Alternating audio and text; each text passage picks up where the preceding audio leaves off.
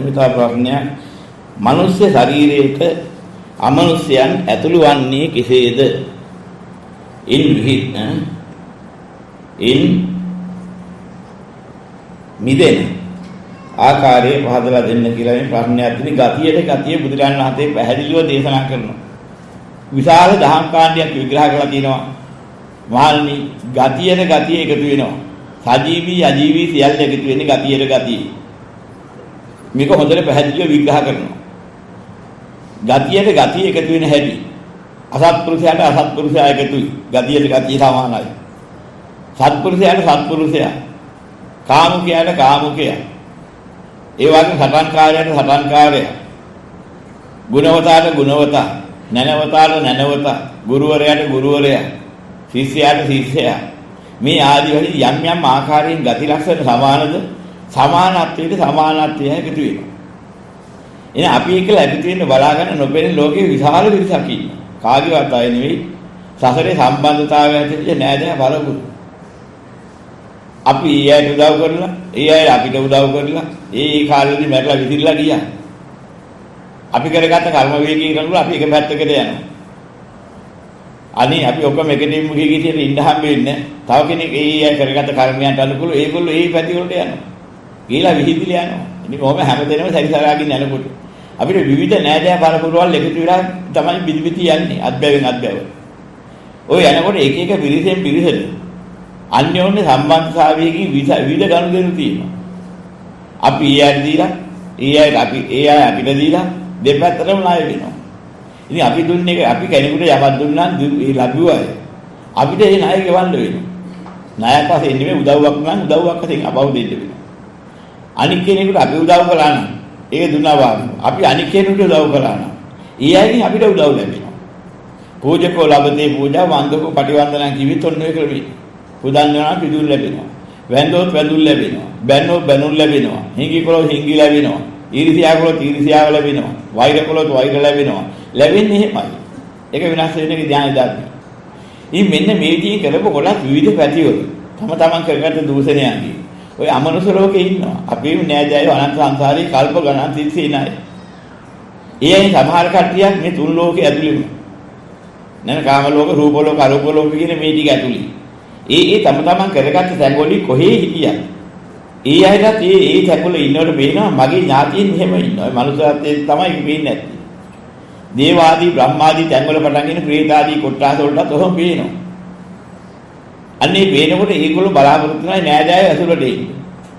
හැබැයි නෑදෑය ඇසුරට ඉන්න බලාපොරොත්තු වෙනකොට මනුස්ස නෑදෑය ඇසුරට ඉන්නේ. එයා එක තමයි සම්බන්ධ පවත්වන්න කැමති. මොකද අර හැම එකම ලැබිච්ච දෙයක් රොඩක් හරි කන්න හම්බුනා නම් කර්ම ශක්තිය මතුවෙච්ච කර්මජ ආහාර හම්බ වෙයි.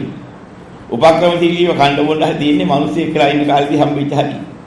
ඒක නම් මිනිස්සු ආශ්‍රයෙන් ඉන්න හරි කැමති. ඒකයි මිනිස්යාගේ ගති ලක්ෂණේ දේව ගති ලක්ෂණේ ඉන්න 100ට එකකටවත් තියනවා කියන්නේ. දේව ගති ලක්ෂණේ කියලා කියන්නේ බොහොම අවංකත්වයේ තියෙන්න ඕනේ. පාපේට බය ලැජ්ජාව අවංකව තියෙන්න ඕනේ. ඒ වගේම කළගුණ සැලකීම උපරිමයේ තියෙන්න ඕනේ. මෙන්න මේ ගති ලක්ෂණ දේව ගති ලක්ෂණ. ඉතින් අද තියෙන තමන්ගේ වැඩේ කරගන්න නිකන් හොයියා කියන කරියක් දාගෙන ඉඳලා වැඩේ කරගත්තාම පැනලා ගියා හැප්පෙත්ත බලන් ඉන්නේ. අර මොකද දැන් වැඩේ වැරදිලා මට තමයි හරි ගියේ. දැන් ඕකයිනවා මයි කීයේ ගිය හරි ඉල්ල ගන්න. දැන් ඉතින් මම මගහැරලා ඉන්න ඕනේ. දැන් හිතන්නේ ඔය දේව ගති නන්නේ. හැබැයි පතන්නේ බ්‍රහ්මයෙක් වෙන්නේ. ලැහැත්ති කොහොම කවුරු වෙන්නේ? ගතියේ උප්පත්තියක් හෝ ගතියේ ගතිකෝ එකතු වෙනා නිසා වෙන කෙනෙක් එකතු වෙන්න බෑ. ඉතින් අපේ ගති ලක්ෂණ විදිහට අනිකගෙන් කොහොම හරි කීයක් හරි කඩාගෙන තමන්ගේ වැඩේ ලුක් කරගන්නවා. ওই જાතියෙම ඒවා කරලා ඔක විපාක වශයෙන් ඉපදෙලා ඉන්න අමනුෂ්‍ය කොට්ටාසයක් කොහේ හරි ඉන්නවනේ. ඌට ගතියේ වෙනා මිනිස්සෙක් එහෙමයි. එතකොට ඒකයි ඉන්නේ ඕකට මොන හරි හිංගියක් කරලා ඕක රවට්ටලා අපේ බඩ වඩා ගන්න කීයක් හරි ගන්න. බුද 12 පිටේනියක් හරි ඕකගේ මාර්ගයෙන් ගන්න ඕන. අන්න එනවා ක්‍රමය. සමහර වෙලාවට කෙනෙකුට මහා ලොකු දෙයක් දෙන්න වගේ හදලා ලැහැත්ති කරනවා. අරක දෙනවා මේක දෙනවා හවල් ඉඩම දෙනවා මේක දෙනවා මට විතර දියන්කෝ අතර දියන් කියලා අරගෙන ඔහොම එලා මම ගාලා නිකන්. ඊට පස්සේ ඔයගේ භූතිය විච්ච දැනකදී ඔහොම ඉඳපුවාම ඒකට ගැලපෙන එකක් ඇවිදලා හිටා. නිදානක් තියෙනවා. පෙන්නන්න දුබල තියෙන්නේ. මවලා වෙන්න කොහේ හරි දින ගල් ගෙඩියක් අස්සේ බොලුවා. ඕකේ අධිකාරය අවුල. හැබැයි ඔකට නිකන් බෑ. මෙන්න මේ ඇයිට විදේනියක් දෙන්න ඕන.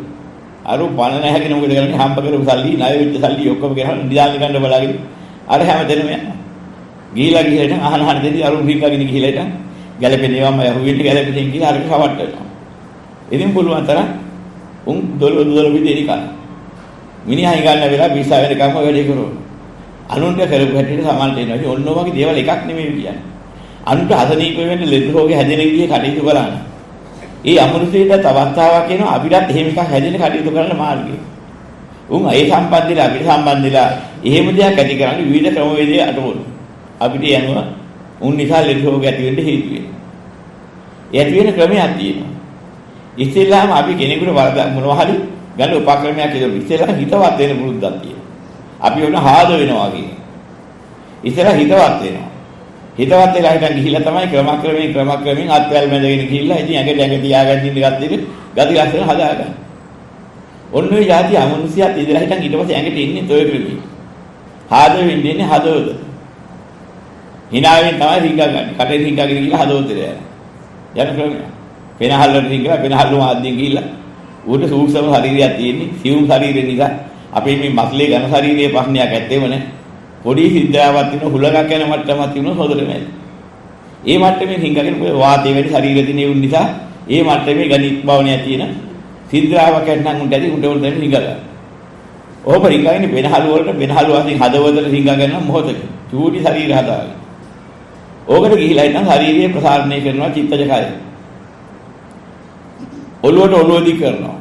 කකුල් දෙක දික් කරනවා කඳ දික් කරලා අත් දෙක දික් කරනවා. ඒක ඔයලට ඔළුව වෙවුලනවා අත් දෙක වෙවුලාගෙන යනවා කකුල් දෙක වෙවුලනවා දඟලනවා. ඒක රිංග ගන්න එක.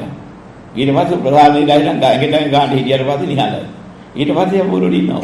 දැන් ආවේශ දිනයිත් බලලා ආවේශලා කරන්නේ කොහොමද? ආවේශ එනකොට ඉන්න ඔළුව හොල්ලලා කකුල හොල්ලලා දඟලලා අර පාය හොල්ලලා වෙවුලලා හුස්ම දෙක තුනක් කරලා එහෙම තමයි යන්නේ කොහොමද බලන්න. ආයි ඔළුව හොල්ලගෙන අත පහලන පොඩ්ඩක් වෙවුලන්න කියලා වෙවිලි වට ගන්න. ඊට පස්සේ ජීවුණා. දැන් ගැටලුනේ කොහෙද පිටවුනේ කොහෙද? කටෙන් ඇතුළලා රිංගගෙන අදිනවම පේන්න දාන්නේ. ඔය ආවේශෙන් දිහා බලාපුවම හොඳට පේන්නේ. යනකොට බලන්න.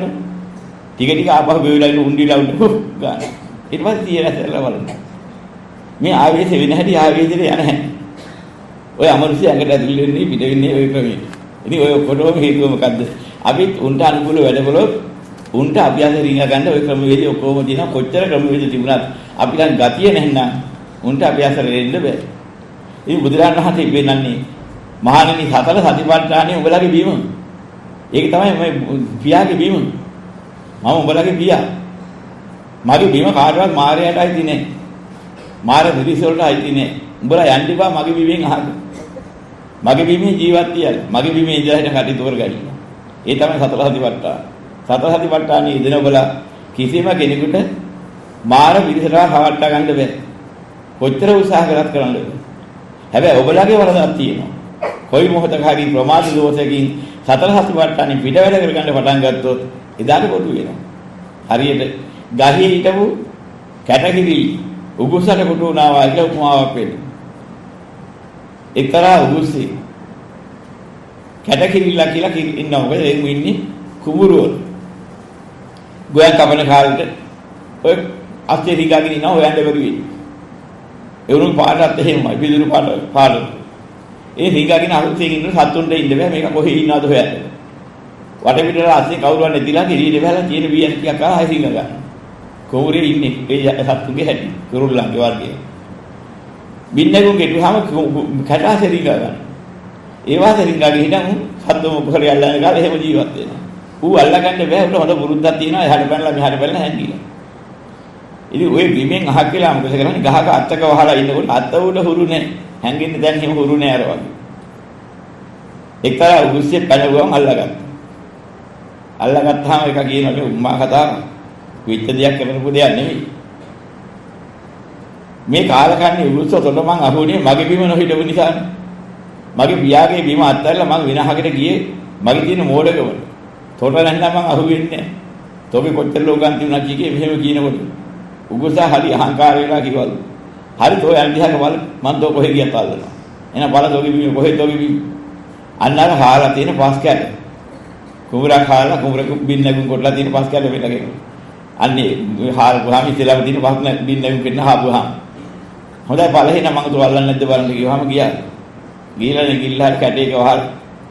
බොල උගුස තොට පුළුවන් නම් එද්දි දැන් මං අල්ලපිය කියලා කෑ ගැහුවා. උගුස ආපු වේගේ ළඟට මෙනකොට දැන් මොකද වේගේ පාලනය කරන්න බැරි ගන්නට ආව කියලා ටික කරපු අස්සක. කැටේ අසරේ ඉන්නකොට ඌ අල්ලන්න පාත් දෙනකොට උගේ පපුව වැදෙනලු අර පස් කැටේ. වැදලා උගුස ඇතනම වලා. දැන් මේ දේශනාවේ තියෙන එක්තරා කතාවක්. මහණෙනි අන්න ඒ වගේ. කැටකිරිලි තමන්ගේ බීමේ තමන් මහ උගුස්සකින් බේරෙනවා වගේ. උඹලා මාර සේනාවෙන් බේරෙන්න එකක් තියෙනවා. ඒ තමයි පියාගේ බීම. ඒ පියාගේ බීම තමයි සතර සතිපට්ඨාන. කායානුපස්සනා, වේදනානුපස්සනා, චිත්තානුපස්සනා, ධම්මානුපස්සනා කියලා කියව මේ ටික ඔඩිය තෝරාගෙන. ඕතනින් තමයි මගට බහි සත්‍තිස් බෝධිපාක්ෂික ධර්ම වලට බහිනවා කිය ඕකයි. සතර සතිපට්ඨාන තමයි පටන් ගන්නේ. බලහලා තේරුම් ගත්තට පස්සේ තමන්ට කාය වේදනා චිත්ත ධම්ම කියන මේ පැවැත්මයි කොටස් හතර හසුරවන ක්‍රමවේදයේ තියෙන මේ හතර. ඔන්න ඔය අනුකරු ඉන්ද්‍රිය සංවරෙන්නිත් ඔය ටික හසුරවන කෙනා. ඔය කියන මාන පාක්ෂිකීට ගොදුරු වෙන්නේ නැහැ. අමනුෂ්‍යයට ගොදුරු වෙන්නේ නැහැ. හැබැයි හරිය අමාරු දෙයක්. අමනුෂ්‍යයට අහුණාට පස්සේ කවුරු මොනවා කිව්වත් ලේසියෙන් බේරෙන්න දෙන්නේ නැහැ. ඔය පිස්සාගේ පිස්සු වැඩ ඕවා නෙමෙයි බං. මොකද කාර්යවිලා නිදහසේ හිටපන් ඔබට ඕනේ හිත ඇති කරනවා කියන්න බෑ. ආයින් නිකන් බිල්ලා වාගේ හයින්නවා. ගිය ගමන් අර මිනිස්සු ආයි වයින්නවා. කරලා අදහස් දෙනවා. දුන්නට පස්සේ ආයි විනාශ වෙලා යනවා.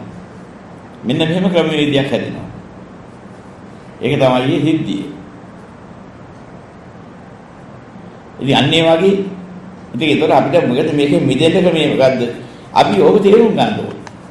තේරුම් අරගෙන ඉවෙලා අපිට නිගමනය කරගන්නද අපිට මොන විදියට. මම හිතන්නේ කියන්නේ කරන්නේ රාග, දේශ, මෝහ කියන මේවෙන් කෙවදු ආකාරයකින්. මෝහය එකපාර පේන්නේ. හැබැයි රාගයයි දේශයයි වැටහෙනවා. ඒ දෙකේ වෙනස. මම මෙහෙම මගේ ඇස් දෙක ඔයාලා හරවන්නේ. කවුරු දිහාද බලන්නේ? ඇයි එහෙම බලන්නේ? මොකද මොන හේතුවද මම මේ බැලීමට එහෙම විශේෂ කළේ? රාගයේද, ද්වේෂයේද මොනවටද? අහු වෙනවා කොහොමද? කල් දිහා ඉන්නේ මොකටද? මොන જાතියව අහන්නද? කායික දේවල් අහන්නද? ද්වේෂයේ හේතු දේවල් අහන්නද? එන වැරදි. එතකොට දිවනාසයේ ශරීරය යොමු කරන්නේ රාග, දේශ, මොහොලින් කෝවා පැත්තද? අන්න බලනකොට තමන්ට තේරෙනවා ඇලීමට, ගැටීමට හේතුකාරකයන්ට දිවනාසයේ ශරීරය මොනවද යොමු කරනවා ඒ ටික. මේ ඔක්කොම මායාවේ බීම. අපිට අයිතික නෙමෙයි. බුදු විම මොකද්ද? රාගයෙන් වෙන් වෙන්න, ද්වේෂයෙන් වෙන් වෙන්න, මොහයෙන් වෙන් වෙන්න යම්කිසි මාර්ගයක් අනුගමනය කරීද? හිතවිලි ක්‍රියාවදන් ඒකට අනුකූල කළ යුතුයි. එතකන දිවනාසයේ ශාරීරියේ මන ඊට අනුකූල කළ යුතුයි. මනස හියෙන් නොවනින් ඉන්න වැඩි කරගෙන ඔහු බලන්නේ සතර සතිපට්ඨාන. ඕකට කරන යම්තා උත්සාහයක් වීර්යයක් ඇද්ද? ඒක සතර සම්‍යක් ප්‍රදාන. අමුතුවෙන් ඉගෙන ගන්න දෙයක් නෑ කියලා ලැබෙනවා ඒ ටික. නූපන්න කුසල් නූපදීමට. ඒ වගේම උපන් අකුසල් ගෙවිල යන්න. නූපන් කුසල් උපදවන්න. උපන් කුසල් වර්ධනය කරන්න. යම්කි කැමැත්තක් ඇද්ද? ඡන්දයක් උපදවනවාද? වීර්යයක් නගනවාද? ආරම්භ කරනවාද? ප්‍රධාන වීර්යය නගනවාද? ඒ වගේම ඒක පිළිදෙනවාද? මේකට උත්සාහ කරනවාද? මෙන්න මේ ටිකේනට සතර සම්‍යක් ප්‍රදාන කියන හතර එනවා. සතර සතිපට්ඨානය සතර සම්‍යක් ප්‍රදාන. ඒතර මං කොහොම හරි අදාදම හෝ කමක් නැහැ. අප්‍රමාදව නිවන් අවබෝධ කරගන්න ඕන ඵලයකින්පත් වෙන්න ඕන කියලා මෙහෙම ඡන්දයක් තියෙනවාද? ඒකට පිහිටවාගත්ත හිතක් නිරන්තරයෙන් තියෙනවාද? වීරියක් උත්සාහයක් නගනවාද? මේ ධර්ම මාර්ගයේ විමර්ශනය කරලා දන්නායකින් අහලා තමන් සිහි කල්පනාවෙන් හොයලා නිවැරදි මඟ හදා ගන්නවා. ඡන්ද චිත්ත විරිය විමර්ශාගෙන හතර ඉර්ධිපාද නැගිනවා. ඒතර සත්‍තිස් බෝධිපාක්ෂික ධර්ම වලින් 12ක් නැගුණා. සතර සතිපට්ඨානෙ, සතර ඉර්ධිපාද, සතර සම්‍යක් ප්‍රදාන, සතර ඉර්ධිපාද. ඊට පස්සේ තමන් ළඟ තියෙන අභ්‍යන්තරයේ තියෙන විශේෂ ගුණ පහක් තියෙනවා. මොකද්ද? ශ්‍රද්ධා ඉන්ද්‍රිය, වීර්ය ඉන්ද්‍රිය, සති ඉන්ද්‍රිය, සමාධි ඉන්ද්‍රිය, ප්‍රඥා ඉන්ද්‍රිය. දැන් ඕකේ ශ්‍රද්ධා ඉන්ද්‍රිය වනහලා ගත්තාම ආව විශ්වාසය. නිවන් දැකීම කියන එකක් නැත්නම් ඒ විශ්වාසයේ ඉන්නේ එක දැකලා ඉවරයි මුලින්. ශ්‍රද්ධා ඉන්ද්‍රිය පහළ වුණා. සතර සම්‍යක් ප්‍රදානට වීර්ය ඉන්ද්‍රියත් ඒකේ තියෙනවා. සතර සතිපට්ඨාන ඒතර සතර සම්‍යක් ප්‍රදාන ඒ වගේම සද්ධා ඉන්ද්‍රිය, වීර්ය ඉන්ද්‍රිය, සති ඉන්ද්‍රිය තියෙනවා සතර සතිපට්ඨාන. ඒ ටිකත් ඇවිල්ලා. දැන් සමාධි ඉන්ද්‍රියයි ප්‍රඥා ඉන්ද්‍රියයි දෙකයි මග පාදා ගන්න ඕනේ. එහෙනම් ඒකට අවශ්‍ය කරන්නා මාර්ගයේ ඒඩිය කරනකොට ඔය ඉන්ද්‍රිය පහ වැඩෙනවා. ඒතර කියනවා අර 12ට තව පහක් එකතුනා පංච ඉන්ද්‍රිය. සද්ධා ඉන්ද්‍රිය, වීර්ය ඉන්ද්‍රිය, සති ඉන්ද්‍රිය, සමාධි ඉන්ද්‍රිය, ප්‍රඥා ඉන්ද්‍රිය. දහම් ගැන නිතර සිහි කරනවා. ධර්මී චතුරාර්ය සත්‍ය කියන්නේ මොකද්ද බලනවා, විමර්ශනය කරනවා, වැඩෙන්නේ ප්‍රඥාව. මේ සීනුවණින් නිතර කටයුතු කරලා චිත්ත සමාධිය වටිනාකම දැකලා අකම්පේ භාවී නිදහස් වේ සාන්තිය හිත තියලා පුරුදු වෙනකොට සමාධි ඉන්ද්‍රියට වැඩෙනවා. ධ්‍යාන සම්බන්ධයෙන් හිත තියලා වඩනකොට එකක් වැඩෙනවා. ඉතින් මෙන්න මේ කියන කාරණා ටික අපහා කියන පංච ඉන්ද්‍රිය. ඔය පංච ඉන්ද්‍රියම තමයි එන්න බලන ගන්න.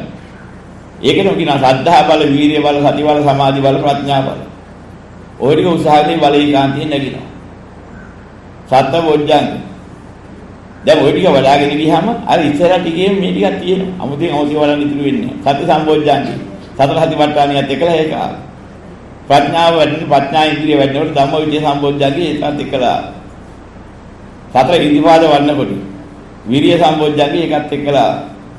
සතර එතකොට එකිනෙකට සතර සම්‍යක් ප්‍රදාන වඩනකොට. එතකොට ඊළඟ ප්‍රීති සම්බොජ්ජංගේ නිදහස් ප්‍රීතිය තිබ්බහම ඒ ප්‍රීති සම්බොජ්ජංගේ නෝ නිරාමිෂ ප්‍රීතිය. පස්සද්ධි සම්බොජ්ජංගේ සමාධිය තිබ්බහම සහැල්ලු වෙන පස්සද්ධි සම්බොජ්ජංගේ නෝ. එතකොට උපේක්ෂා සම්බොජ්ජංගේ.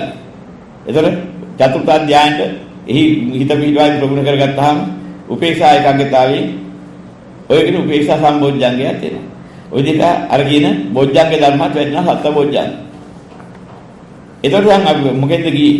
සම්මා දිට්ඨිය නිසා බැහැව මාර්ගයක් ඔය දියුනේ.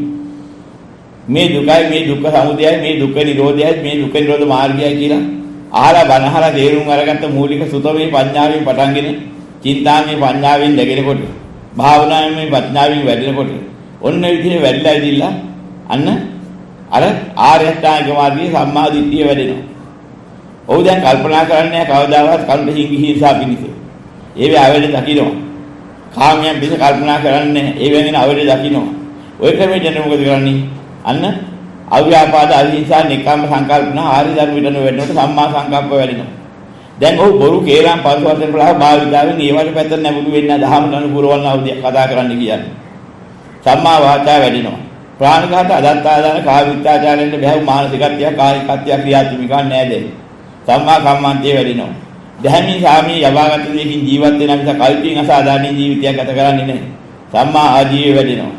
සතර එතකොට සතර සම්‍යක් ප්‍රදාන වෙන්නකොට සම්මා වායාම ඉදරම වැඩෙනවා. සතර සතිපට්ඨානෙ සම්මා සතිය වැඩෙනවා. ධානය වඩනකොට සම්මා සමාධිය වැඩෙනවා. ඔය සම්මා සමාධිය අර කියන්නා වූ ආර්ය අෂ්ටාංග මාර්ගයේ මාර්ගාංග 7කින් වට කරලා තියෙනවා. ඔන්න ඔකට කියනවා ආර්ය මාර්ගය. ආර්ය අෂ්ටාංග මාර්ගය. තවත් වල අඩියක් නැහැ නිවන් දකින්න සත්‍ය බෝධිපාක්ෂික ධර්ම තමයි කිව්වේ. දැන් මේකේ මේ ප්‍රශ්නත් අහලා තියෙනවා සියල්ලට උත්තරයි මම වෙලන්නේ. කොතනද ඉතින් මේ ප්‍රශ්නේ දැන් උත්තරේ ඔක්කොම ආව මේකත් එක්කලා. ඉතින් ওই ක්‍රමයට තේරුම් ගන්න ඕනේ.